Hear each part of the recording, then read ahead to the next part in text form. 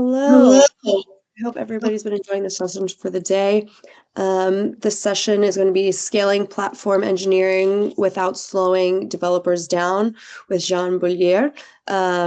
In the Q&A box, if you can drop your questions in there and then upvote any of the questions, so when it comes time for Q&A at the end, we know which questions to focus on. So without further ado, John, it's all yours. Cool. Hello, everyone. Hope you are doing good. Actually too fast. So let's see how we can really scale platform around the block. And especially now in 2026, we have AI, but we still have to handle everything about security, compliance, and pretty much everything. So really quickly, I'm Jean Burellier. I'm a principal engineer. I'm also doing quite a lot of open source, mostly around the JavaScript stack. So Node.js and Express, but I'm also one of the technical committee part of CDK Terrain. That is a fork of CDKTF. That was a wrapper on Terraform provided by IaCConf. And we decided to fork it when it was cancelled. You can also find me on social, X or Twitter. I never know which one is a good naming, Blue Sky, GitHub, LinkedIn, whatever the name. Okay, so let's start with some kind of story. And I think pretty much everyone that have been part of either a platform team or any kind of DevOps team, we all have had this kind of issue. We all had this kind of ticket that I hope tomorrow we won't never see again. So this is a ticket like this one. Or a team here on the example, it's a team from the data team, from the analytic teams. They want an S3 bucket to maybe add more information or some more information part of their reporting pipeline. And okay, that's good. You can expect today with more and more people used to write infrastructure as code that people will be like, oh, I can write my own Terraform or whatever other infrastructure as code solution. I can write it.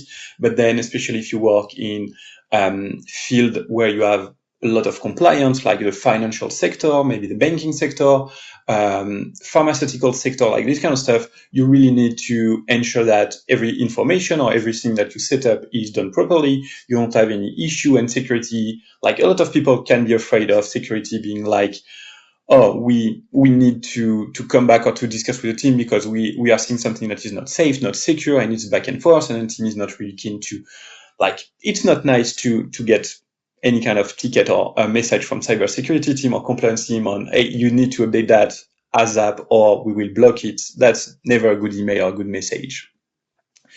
But the trap, and especially if you see the ticket before something I didn't apply, it has been open for 4 days, which is quite a lot when you can imagine. You can click on AWS or other cloud provider or just write a small Terraform for that. So it's a bummer for everyone.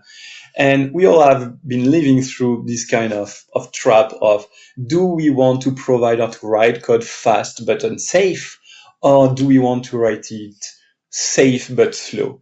And for a long time, or at least in the mind of a lot of people, that the two solutions that we need to balance on a daily basis. It's fast and unsafe, or it's safe but slow. And the best use case would be we want it fast and safe. So that's really the idea of how can we work with infrastructure as code to ensure that we are able to deploy or to give the right tool to people that would be safe to use, and for them it will be really fast to use. And that's the idea of really the talk. So the first one, there's 4 main ways, at least for me, there's 4 main ways on how infrastructure as code can break at scale. And I've seen that in the last maybe 6-7 years. Pretty much all companies have been working with. The first one, and I will come back just in the next slide, is this kind of huge module sprawl.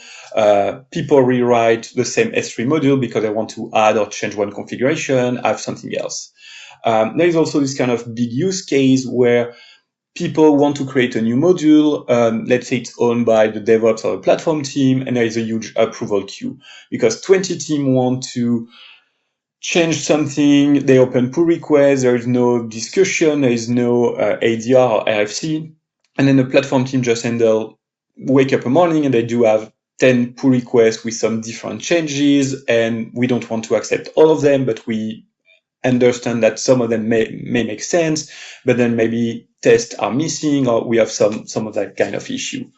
On specific use case also, if you don't want to have too many modules across the board, you can have this kind of black box module. And I guess some of you live through that, where maybe your S3 bucket, you want to be able to handle every use case possible provided by AWS. And so your module, you have 100 or tens or 100 of variables to be able to configure every subpart with specific condition and maybe some almost golden path to say, oh, if I put one specific flag, it will set up 3 different values internally and this kind of stuff.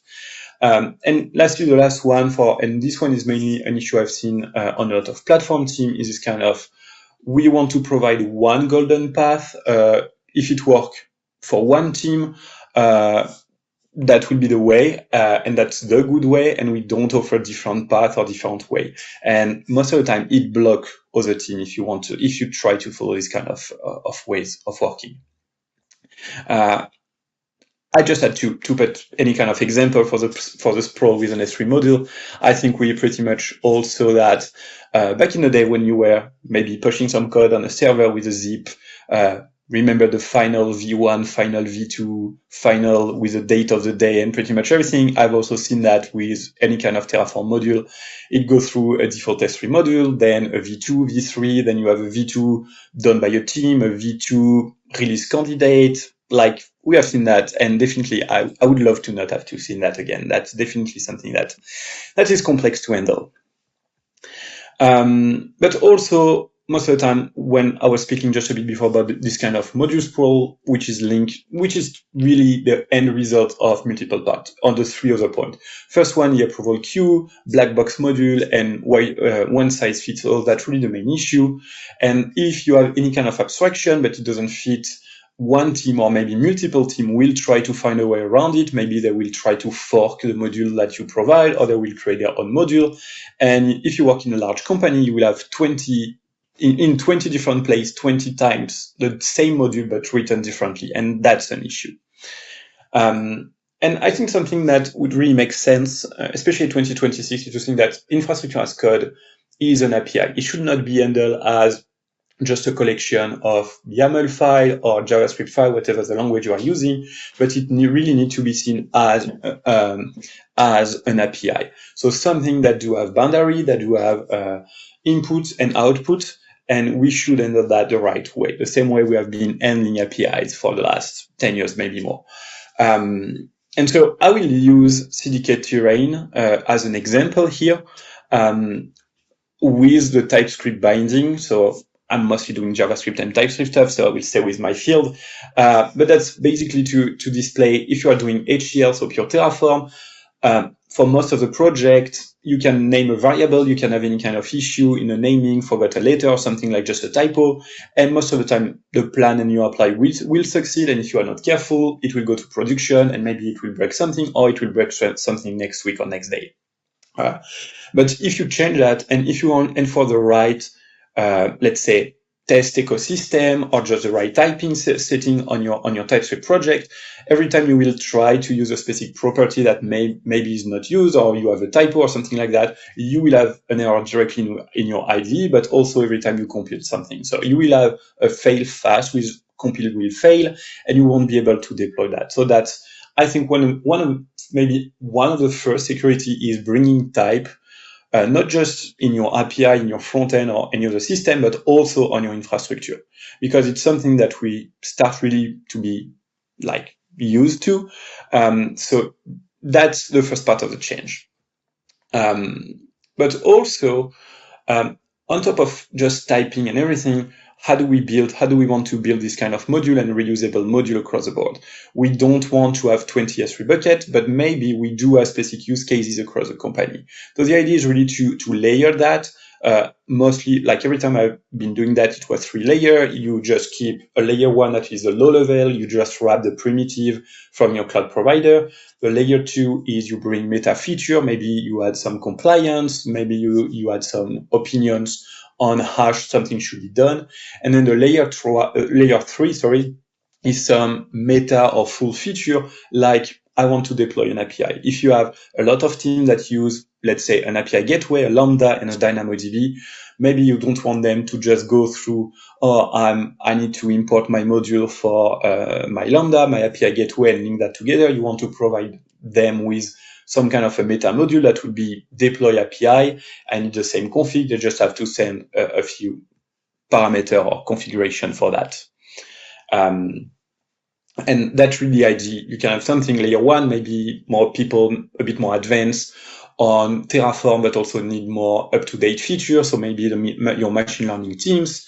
Layer two, bringing configuration or specific use cases, data platform. And then the last one, maybe an API team or a mobile team or something like that. They just need a simple API. It won't really change and you don't have a lot of impact. So we'll spend couple minutes going through a bit more of the layer to see what's inside, what the use case and everything. So layer one, we're primitive. I just try to give a really boring and simple example that everyone can understand, even without knowledge in TypeScript. So we just define a S3 bucket, a specific interface with two values, owner and cost center, that is coming or extending the bucket prop, so the property from an S3 bucket. And then we create our own S3 bucket from scratch, which basically will take the basic property, but also will add our owner and cost center. So that way we can enforce just by typing that we will be sure that everything that is deployed using that specific layer will have the right tag, meaning owner and cost center, which is already a good start. It's boring. It's not an amazing code. Like there is nothing fancy about this code, but it's just a code that is working, which is, I think, great. And the main idea behind the layer one is to say the layer one is really what's really non-negotiable. You should always have those kind of property or whatever you define here, it's for everyone. Most of the time it will be either really enforceable security rule, tagging, maybe naming convention, also that's the main idea.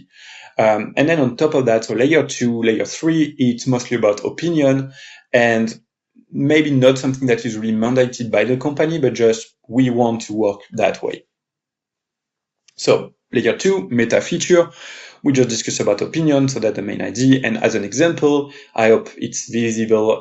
There is a bit more code on this one, but this one is really to say, I want to have a compliant data bucket. And on this one, I have the same, close to the same code example, a bit more rewritten, and taking as an example, so the S3 bucket is the import of the previous one, of the layer one. But on this one, we can see that we also add directly on my bucket. We do have a configuration about the bucket logging, the logging strategy, but also we do set up specific alarms that can be passed as a specific value for an SLA. That's really a quick example. We could have added other information, for example, permission to access the bucket itself, to read some value, maybe to include the default, a bit more configuration about the logging, maybe to also add everything about how long do we want to keep a file inside, or to move that to a specific Glacier or cold storage solution. That would be some of the use cases here. And as you can see, just a default interface where we can define something. And for the users, if they import that, if they really want this kind of full compliant data bucket, they just maybe need to do a new compliant data bucket, so the class that, or the interface we just defined before, and we just pass as a value the owner, the cost center, and any kind of data classification that is used as a small property. So for people, it's way easier to just give them that 3 line of code, let's say, to use, than to have them define everything. But one of the main ideas when you are just at that specific layer 2 is to say, we don't want 100% of the people, or whatever you will build won't be the right way for your full company. It will never happen. So the idea is really to have 2 kind of escape hatches. The first one is, for most of the case, you want to allow people to extend what you are providing, maybe with a subclass, maybe with a way to override, and then you keep pretty much everything. But then on specific use cases, maybe in 10% use case, people may be using your layer 1 and will compose or recompose any kind of solution based on those primitives. So that's the 2 idea, and really to push back on the idea of, like, I saw too many platform teams saying, we define one way, that's the only way that will exist. No, I'm against that. A platform should target 80%, not the 100%.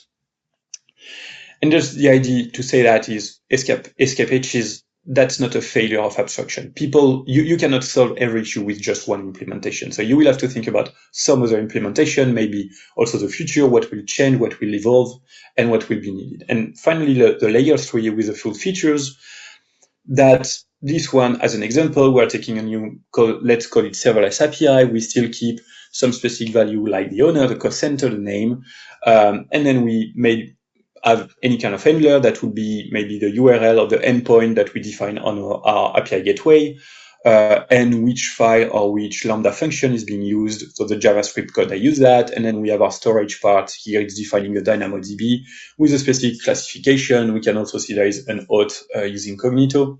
So the idea is really to see what's needed in your company and to be able to build some solution that people can use directly without even being knowledgeable most of the time on what's behind. They just want to know, to have something, oh, I want to deploy my API with a database, and we want that to be safe and configured properly. And that's really the main idea behind that.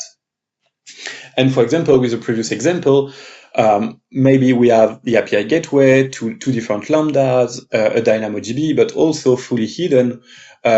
Maybe not hidden. We can see the Cognito on the last line here, but we also have everything that would be set up. We ensure that the IAM permission are configured properly with the last privilege.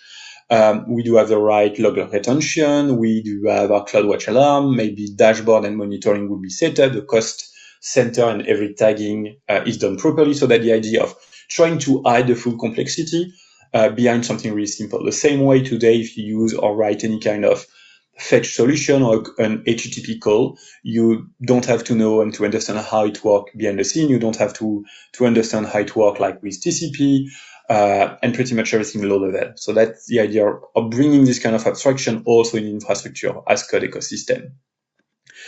And that's a bit more like just to give you a feedback or something like that on how you could split that. I discussed that a bit before. So our 3 layers, and depending on the use case, maybe some people will or want something to be able to deep dive and to find everything they want internally. Maybe some other people don't want that. So that's the idea.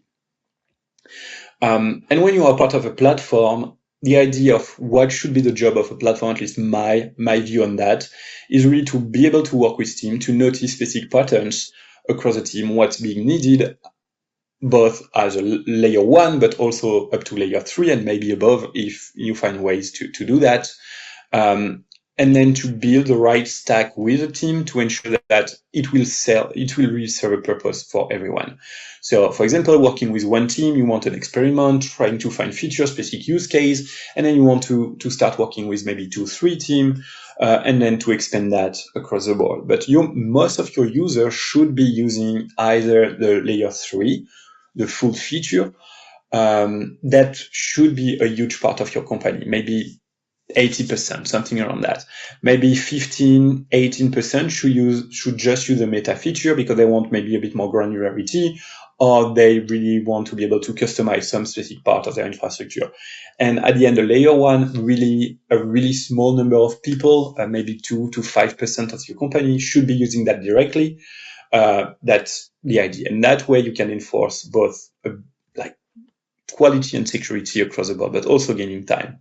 And like I said a bit earlier, when you are part of a platform, you should target to build for the 80%. You don't want to build for the last 20%. You know this rule. I think it's for a lot of different topics, but just being able to solve an issue for 80% of your company is already bringing a lot of return on investment in time, money, and quality. So focus on that, then move to the next problem or move to the next specific infrastructure that need your help or team need your help on that. But don't necessarily spend 6 months to gain 2 or 3% of new team joining on you. Of course, can always depend on everything. Okay, I've been talking a bit about infrastructure as code, about also how can you build that based on code, but the code itself is not enough. Code is great, but it's changing. And some of the other part that you can bring to your code base, especially when you do infrastructure as code and you want to share those kind of modules, is really the idea to bring full testing, full versioning on your solution. So you ensure that you have no breaking changes. And also two other parts when you are working in a platform that you want to provide that is you don't want to discuss, you want to provide, let's say, the right solution to your teams to find what they need. The same way if you use, I don't know, a Stripe implementation or use a Terraform module, you don't want to have to go through the code base of the module itself. You want to have a good documentation and you want to be able to find that quickly and properly. Here, the idea is if you are part of a platform team, but you don't have an IDP, for example, Backstage or something else, that will be something that shines, bringing this kind of all the module that you do have, that you built part of your solution, part of your infrastructure as code. You want that to be part of a full catalog that people can search, visualize, maybe try in some kind of one-click demo, and that's the idea. And finally, when people want to use them really on a project, you should be able to provide them with any kind of scaffolder that would be a one-click, maybe on your IDP solution, maybe through a CLI. You have multiple ways for that, but the idea is to simplify how people are using and consuming your infrastructure as code. That's really the main idea. So that's really not just the code itself. Like, you can provide the best infrastructure as code module, reusable module. If people are not able to find them, they will never use them. If you break them every time you do a new version, people won't trust you anymore. And if even on your side you don't have any kind of testing or the right interface, people won't use it. So if you don't do one of those, most of the time it will collapse and people in specific team will say, oh, I don't trust that specific team. I don't trust that team building the module. They are breaking every week or every month. Let's build our own module. And then you start to have 2 teams doing module, then 3, then 5, then 10, and 20. And then in 2 years, you have like 100 of modules done differently.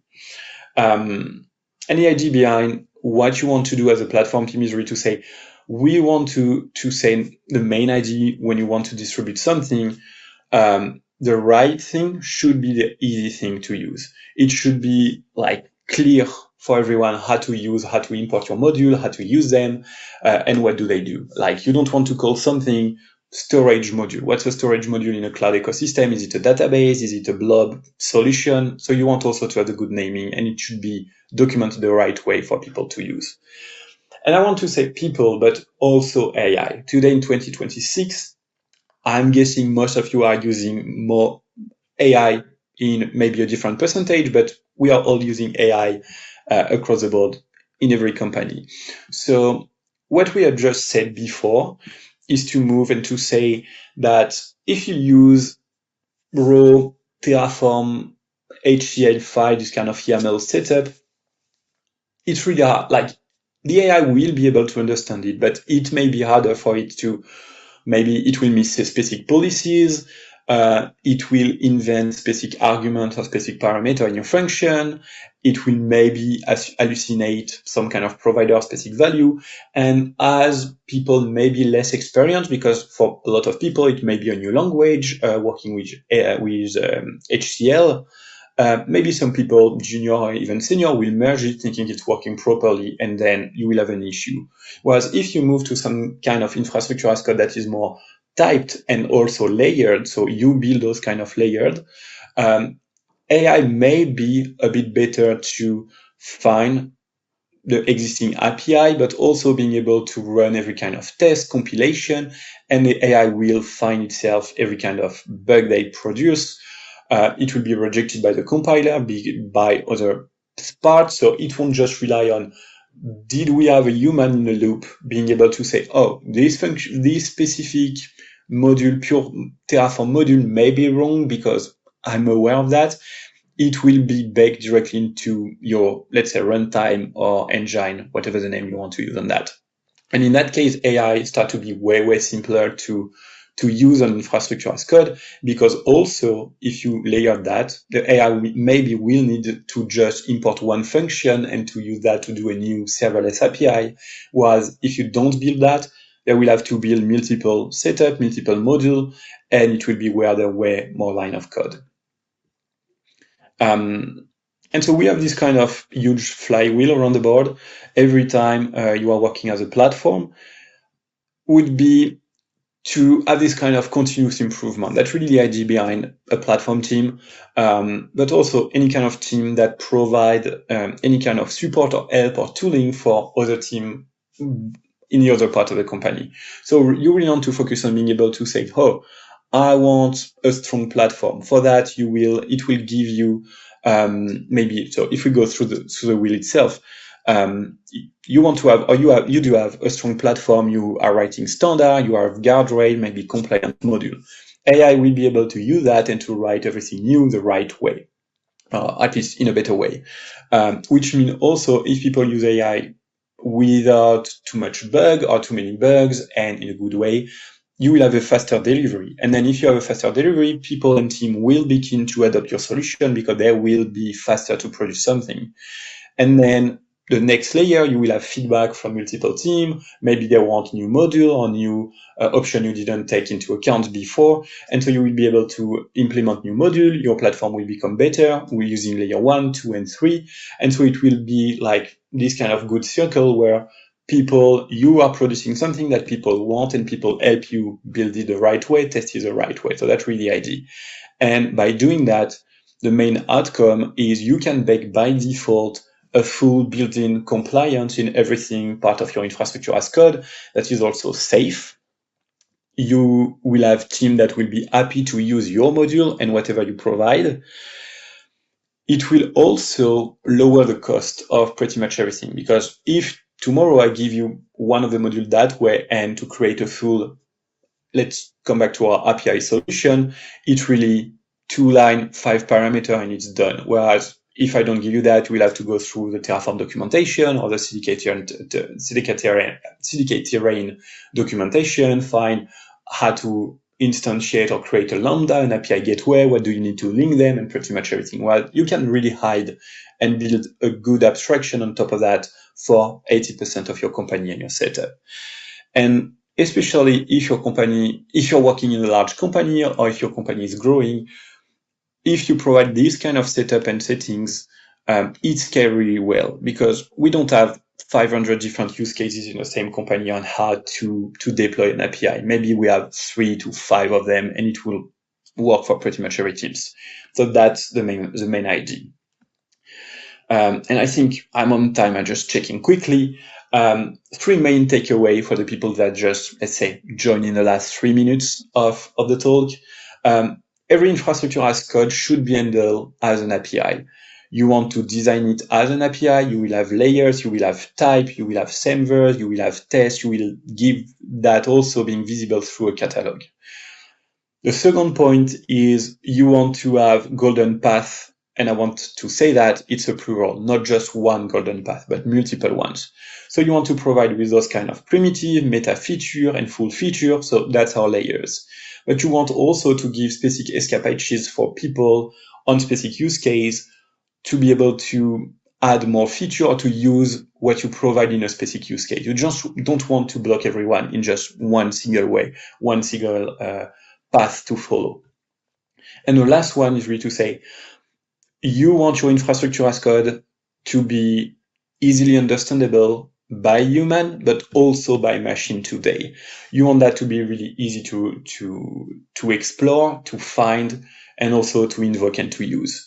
Because in the next 5, or I wrote 5 years, but I would guess next year even, we'll see a lot more use case or AI really coming a lot more into the AI coming infrastructure as code in part. And we don't want that to be broken, because I think we have all seen too many articles and blog about company having their database in production being fully wiped out in the last couple weeks and months. So it would be great if by ensuring that we have the right layer, the right protection and test, it doesn't happen anymore. That would be quite nice. And so to come back to my first slide about the ticket fully revisited, before we had something like that. Ticket took 4 days. It's really long. People were waiting on a human, and today people can just use a 5-line, an import and 5-line. They don't really need to be aware a lot on how infrastructure is working. You can set up just a one-click button and they choose what they want, and that's the idea. And by doing that, and coming back to the title, we can ensure that people are able to use or to create infrastructure on their cloud provider way faster, but we can also ensure that it's fully compliant, it's safe to use, and way faster for everyone to understand. And I do think I'm on time. So thank you, everyone. I think we have like 5 minutes of questions, something around that. So feel free to ask any kind of question. Yeah, we have a few here. It says, we don't see the folder sprawl, but we have version sprawl, and it takes a Herculean effort to upgrade all consumers to put to pull to the latest. Any such effort will quickly get stale with a couple of features added. How do you solve them? That's a really good question. That's on the talk itself. I just focus on the folder sprawl, not the version, but that's also something I saw. On this one, I would say I have two main points. The first one is really to communicate to your user a deprecation timeline, like Node.js or Python are doing. You know when a new version is being released, how long it will be maintained, how long it will be, let's say, how long it will be the active version, how long it will be on the maintenance mode, and when it will be deprecated. So I think every time you do that is really to say, I want to say, I create a version today, it will be live and we will support it until January 2027, and then we don't provide any kind of support. So that's one of the first way to really communicate to your user what's the deadline and everything. The second part is because people are pulling modules from being CDK or Terraform module or whatever other solution you are using, you can also try to search and basically parse or do a search across your, let's say, GitHub repository or GitLab repository to find which version people are using and then to work with them. So it's also you being aware, doing the search job, but also to create this kind of good feedback from people where people will come to you, say, oh, we are stuck, we cannot upgrade to the new version, and this kind of idea. So trying to be a bit like what's being done in the open source world, where new version has been communicated, maybe you will have but alpha, beta, and release candidate new version, this kind of idea. I think we might have time for one more question. It says, can we mitigate the AI as a liability issue with unit testing with the raw HCL? 100%. You can do that. To be honest, the unit testing itself works fine in HCL. Just in the last 3-5 years of experience, I see a lot more people writing tests in any kind of wrapper on top of Terraform. But yes, you could mitigate the AI is a liability with test, and not just in infrastructure as code, but in every languages you will use your AI or write any kind of code. Just having good tests with a good coverage and checking, like even snapshot testing can really be great to find change or unintended changes done by an AI somewhere. So I would recommend, yes, testing is a way to go. Definitely yes. If you think we can answer this question in 2 minutes, but it says, do you think that this folder sprawl shown in the beginning can also fixed by proper responsibilities, segregation in the company? Yes, that's a very good question, Alexander. On this one, yes, it could be fixed. But also it really depends how you handle everything. If you have one main repository where only the platform team can create pull requests and everyone just read only, you will also block specific people to contribute, and people will want to contribute. And if you are not reactive enough, they will just create their own repository and have their own version or do their own stuff on their own kind of shadow IT part.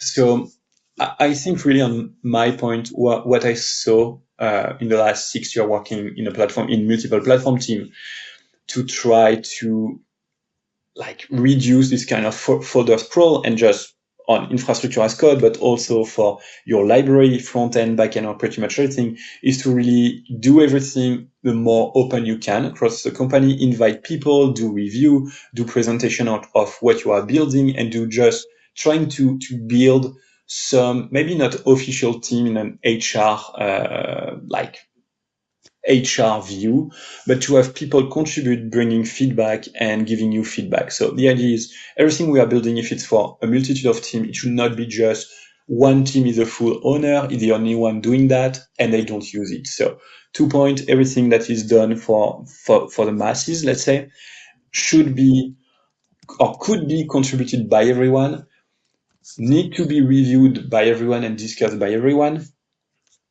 And lastly, if you are in a platform team, you need to use your own module. So the dogfooding part is really critical. If not, you will have a complete different understanding of what you are producing and how it should be used to whatever your users are building across that. Perfect. Thank you guys so much. And Cool. thank you, John. Yeah, if we can all join the last session, that would be great. And I hope you guys enjoyed everything during the day. Cool. Thank you so much. Bye, guys.